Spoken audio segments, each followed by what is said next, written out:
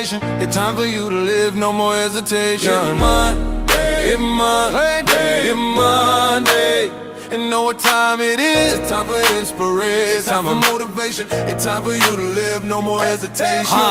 Pastor G will give you a word that will cause you to dream. And when you look at your challenges, you'll realize they're not as big as they seem. Get your pen and your paper, be ready to write, ready to write. What you're about to hear will cause you in the fight. It's Monday, it's Monday, it's Monday. And know what time it is. It's time for inspiration. It's time for motivation. It's time for you to live, no more hesitation. Blessed is your new beginning. Get ready for your season to win. It's Monday, it's Monday, it's Monday. And know what time it is. It's time for inspiration. It's time for motivation. It's time for you to live, no more hesitation. It's time to win, you got blessings on blessings. It's time to win, you got blessings on blessings. It's time to win, you got blessings on blessings. It's time to win, you got blessings on blessings. It's Monday, it's Monday, it's Monday. And know what time it is. It's time for inspiration. It's time for motivation. It's time for you to live, no more hesitation. It's Monday, it's Monday, it's Monday. And know what time it is. It's time for inspiration. It's time for motivation. It's time for you to live, no more hesitation. Pastor G will give you a word that will cause you to dream. And when you look at your challenges, you'll realize they're not as big as they seem. Get your pen and your paper, be ready to write, ready to write. What you're about to hear will cause you in the fight. It's Monday, it's Monday, it's Monday. And know what time it is. It's time for inspiration. It's time for motivation. It's time for you to live, no more hesitation. Blessed is your new beginning. Get ready for your season to win. It's Monday, it's Monday, it's Monday. And know what time it is. It's time for inspiration. It's time for motivation. It's time for you to live, no more hesitation. It's time to win, you got blessings on blessings. It's time to win, you got blessings on blessings. It's time to win, you got blessings on blessings.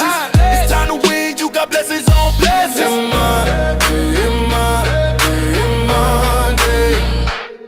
It's time to win, you got blessings on blessings. It's time to win, you got blessings on blessings. It's time to win, you got blessings on blessings. It's time to win, you got blessings on blessings. It's Monday, it's Monday.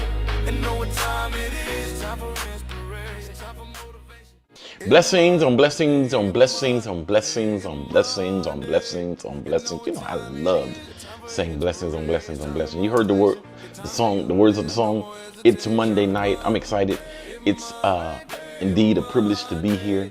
I'm sitting before you, one that has been chosen to do amazing things for God. I don't know if you know it or not. The bigness that you were created to be has not even entered your life yet. You are much larger. There are some significant things that you have not yet done. And I love this because I talk to myself all the time about this. There's some big things that God has planned. God has given us word to develop our faith. Why is that important? Because I got to have faith enough to even enter this big, if you will, this level of life. We got to have faith to enter here because it's going to be so amazing. It's going to be like, wow, God, you're doing this for me.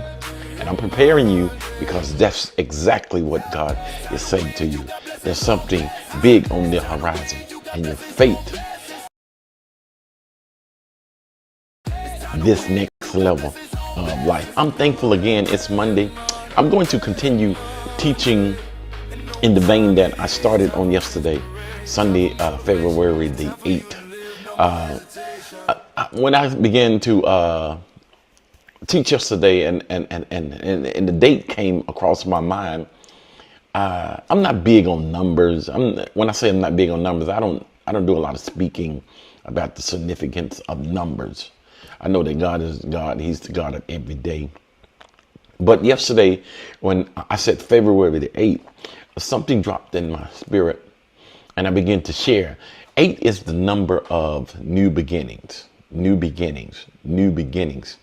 And when I mentioned that yesterday, it was immediately dropped in my spirit to declare to the people that this was the beginning of their new beginning. And tonight I want to say that and speak into your spirit. There's an opportunity that is set before us now. It's God's heart for us to walk in a reset of our life, the new beginning, the segue into destiny, if you will, the time of your creation becoming what you live out of. That's what we are entering into now. This is the reason for the distractions that we see in the world today. I want you to catch this in your spirit. The reason why there is so much commotion, there is so much confusion in the world today is because the enemy desires that we miss this reset moment, that we are unaware of this moment that we're in. Now, hear me with your good ears, because this will be very important for you to take advantage of what you've been praying for. You've been praying for something new to happen in your life. And the Father is saying to you tonight that new is here. New is here. And so I want to continue in that. If you will, do me the favor of sharing this. You got people that you know that are their mindset is kind of, I don't want to say they're depressed. I don't want to say they confused, but there's something that is upon them and they can't quite understand what it is. It's an opportunity from the God of creation to move out of an old life, old rituals, old routines into a life. Now, this is a gift into a life that he has destined them to be. And so I want to get in right there. Now, the key to this season, the segue, the thing that we are going to have to embrace, and this is important, is that it requires us to live in rest. It requires us to live in rest. Please share, continue to share. It requires you and I to live in rest. What does that mean? I got to rest from my labor and walk into God's favor.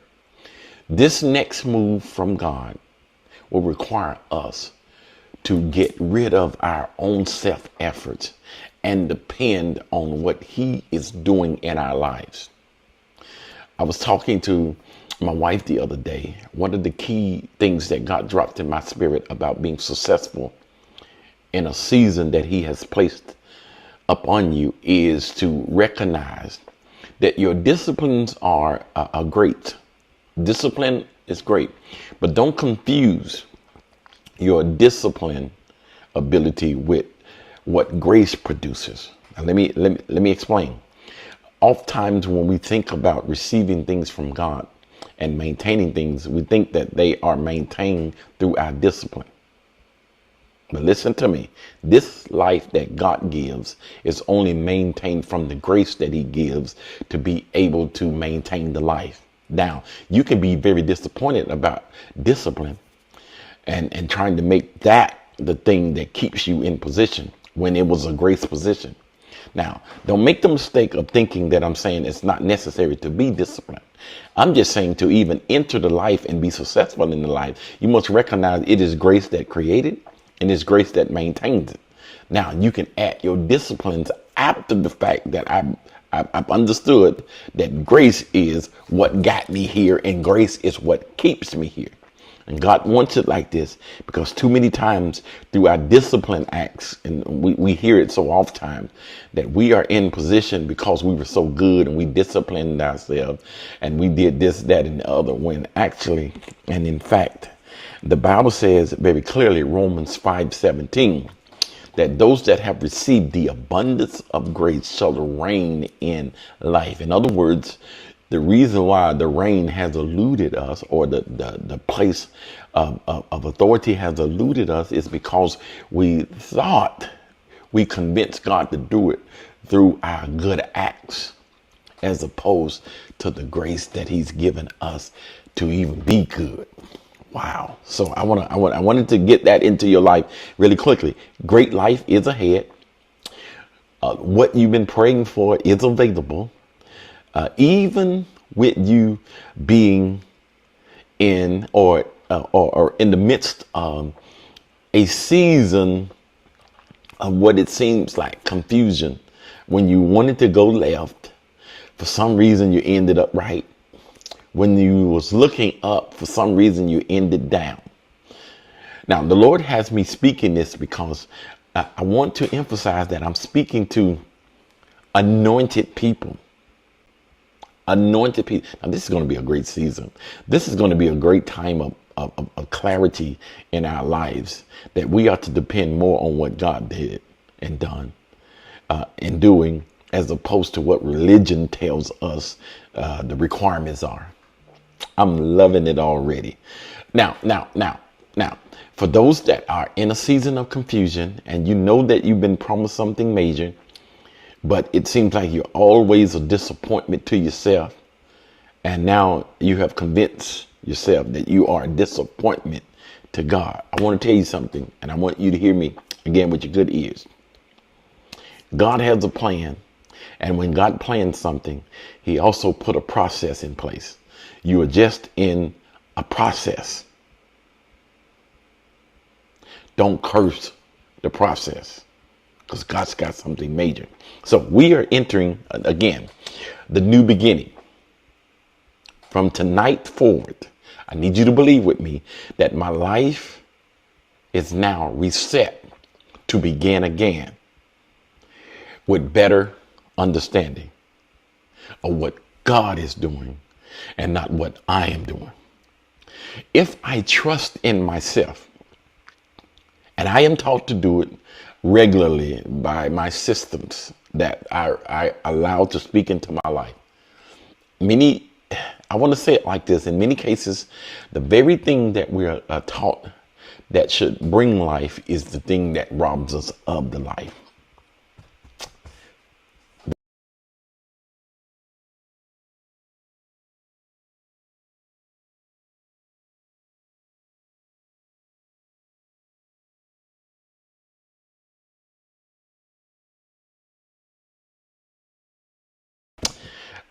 And this is a difficult moment. This is a difficult moment because it's confusing, because I think, what is happening? I'm doing everything that I am taught to do, but it seems I'm not getting the results that I expected. Well, I'm saying this because it is important that you understand. It is by grace that you get it, and it is by grace that is maintained. You are in a process, and the process at this point is the most important part of your life. And in process, things happen. God will expose to dispose. This is confusing to religion, because religion in most cases don't want exposure. It desires that everything look good, because we're doing a lot of times photo ops to make sure everything looks wonderful. But before you segue into new, there is an exposing of the things in you that are old. Again, God only does this exposure to dispose of. There are some, before it gets better, hear me very clearly, anointed one. Before it gets better, it seems like it gets uglier. It seems like some things come up that you thought you were done with, or you don't have to deal with no more. No, you just buried them. And before God takes you to your new place, he will uncover them, because he does not want that thing to rear its ugly head when you get in your new place. This is what has happened to you, and is happening to you. This is not the devil. This is God's due process in your life. And you got to trust the process. So don't despise your process. Hear me? Don't despise your process. And it happens to the best of those that are called to do significant things. Paul just says it like this in Romans 7. Oh, wretched man that I am, who shall deliver me from this body of death? Now, this was a very astute man in his Judaic background. He was a scholar. He understood the Mosaic law.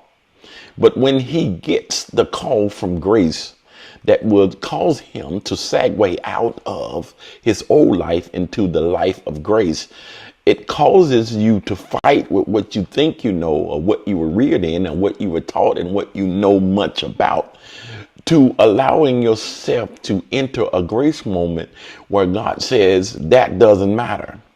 If you trust me and trust grace, I will give you, watch this, the qualifications to move in a life that you didn't build through your good acts. This is important. This will cause you to eliminate most of the days of condemnation that through your good teaching causes you to disqualify yourself in a moment that God needs you to stand up. Like in your everyday life, when you see somebody struggling, or you see an incident, if you will, and God says, I need you to go and pray a prayer of faith on that person, perhaps in many cases you know nothing about, but in your spirit it is leading you to a move or activate. But because of what you were taught, and because of how you were reared, you disqualify yourself. The first thing you say to yourself is, who am I to think I am? That's religion rising up in you, and religion will oppose what grace has just demanded upon your life. I'm trying to help somebody because this new life is upon you. There's a reset that is upon your life. And the greatest battle, the greatest opposer to this new life, watch this, is what you were taught your whole life. And I hope this doesn't offend somebody, but this is the truth.